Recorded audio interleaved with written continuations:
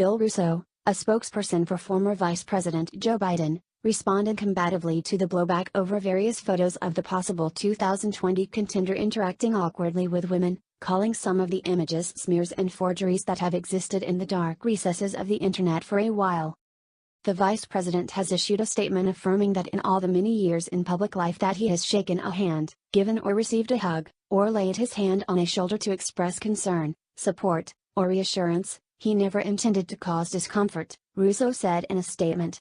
He has said that he believes that women who have experienced any such discomfort, regardless of intention, should speak and be heard, and that he will be among those who listen. But the important conversation about these issues are not advanced, nor are any criticisms of Vice President Biden validated, by the continued misrepresentation of the Carter and Coons moments, or a failure to be vigilant about a cottage industry of lies, Russo added. The statement comes after Biden on Sunday defended his interactions with women, saying he doesn't believe he has ever acted inappropriately.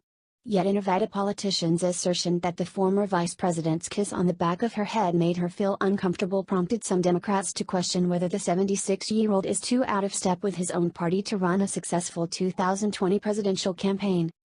The episode, recounted by Democrat Lucy Flores, highlighted an aspect of Biden's behavior that has been publicly known for years: the affectionate whispers, hugs, and shoulder squeezes he has long doled out to women, often on camera and at high-profile public events.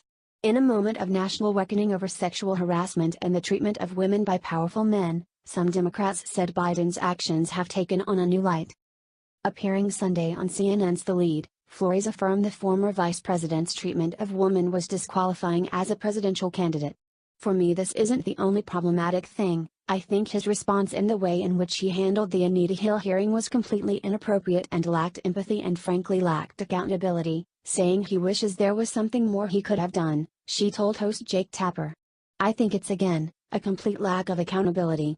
You were the chair of that hearing, and you could have done anything you wanted. In addition to previous anti-abortion positions that he's taken, etc., I find a lot of his background problematic. In a statement on Sunday, Biden contended it was never his intention to make women feel discomfort, and if he did so, I will listen respectfully. The former vice president also said he may not recall these moments the same way.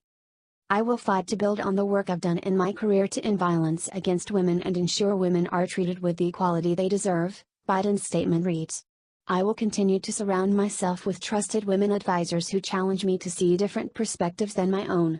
And I will continue to speak out on these vitally important issues where there is much more progress to be made and crucial fights that must be waged and won. Several women who worked for Biden stepped forward over the weekend to vouch for his character.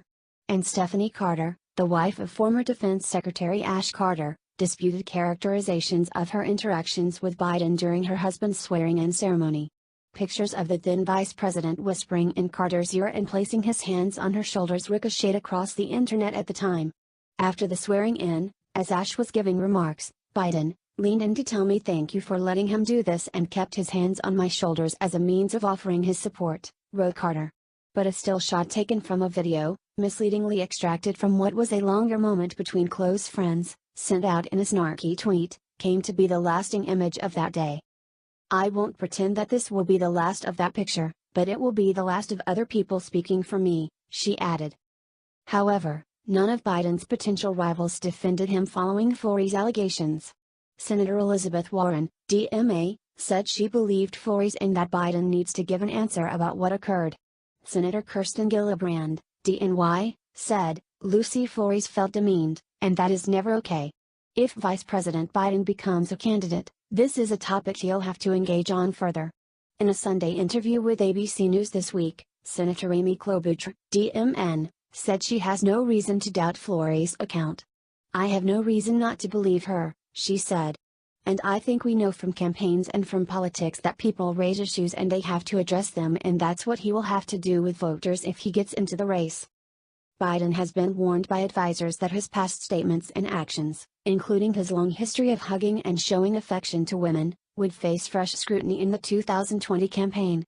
In some cases, Biden's policy positions, such as his support for the 1994 crime bill that is blamed for mass incarcerations of minorities, are out of step with a party that has shifted to the left. But at other moments, Like when he touts his ability to forge compromises with Republicans, he can appear to be speaking about a political era that many Democrats believe no longer exists. Even before Flores made her allegations, some Democrats were wondering whether Biden was meant for this moment. His team was widely panned following reports that they were considering tapping a younger Democrat or a minority like 2018 Georgia gubernatorial candidate Stacey Abrams as a running mate early in the primary in an attempt to counteract questions about Biden's age.